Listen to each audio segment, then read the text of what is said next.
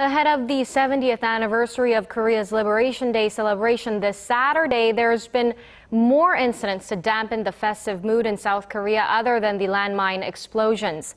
Pyongyang's decision to change its time zone appears to be hindering Seoul's efforts to bring the two Koreas closer together. Our Choi You has more.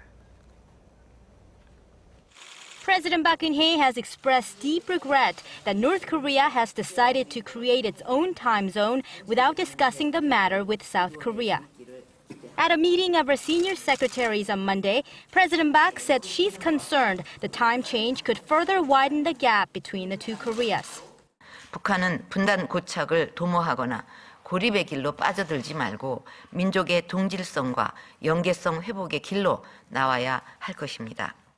Last week, the North State News Agency said the regime will set its clocks back 30 minutes starting August 15th, the 70th anniversary of Korea's liberation from Japanese colonial rule at the end of World War II.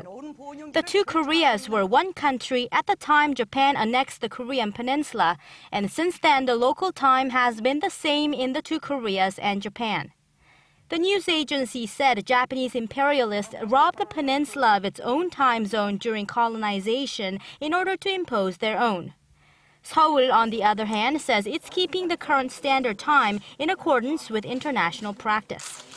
From the perspective of the 70th anniversary of Korea's liberation and the division of the two Koreas, President Park said Pyongyang's time change actually hampers Seoul's efforts to narrow the differences between the two and revive inter-Korean dialogue.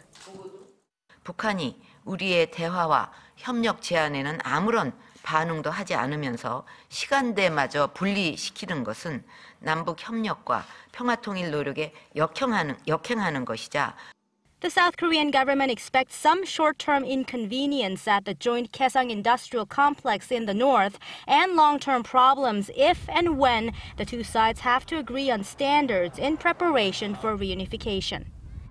Choi You, Arirang News.